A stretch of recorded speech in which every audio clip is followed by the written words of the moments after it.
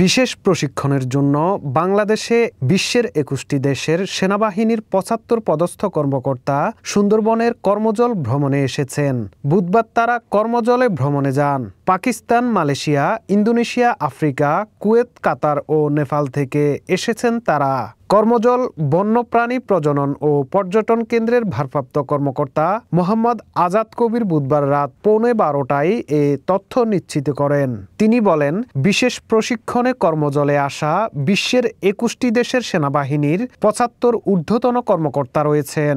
এসব কর্মকর্তাদের কয়েকজনের সঙ্গে তাদের পরিবারের সদস্যরাও এসেছেন।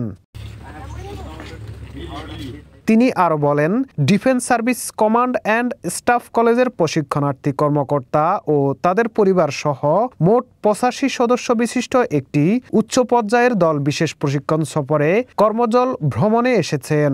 এসব কর্মকর্তার সফর উপলক্ষে প্রয়োজনীয় প্রস্তুতি গ্রহণের জন্য ২৯ সেপ্টেম্বর খুলনা নৌ অঞ্চলের অধিনায়কের পক্ষে লেফটেন্যান্ট কমান্ডার মোহাম্মদ মাহমুদুল হাসান সই করা একটি চিঠিও দেয়া হয়। ওই চিঠিতে সফরে আসা বিদেশি সেনাবাহিনীর কর্মকর্তাদের নিরাপত্তা নিশ্চিতকরণ, দর্শনীয় স্থানগুলো প্রদর্শন ও ইংরেজি ভাষায় ধারাভাষ্য, জরুরি প্রয়োজনে চিকিৎসা সেবা দেওয়ার জন্য রুমের ব্যবস্থাকরণ, প্রক্ষালন ও তৎসংলগ্ন এলাকা পরিষ্কার পরিচ্ছন্নতা নিশ্চিত করতে বলা হয়েছে।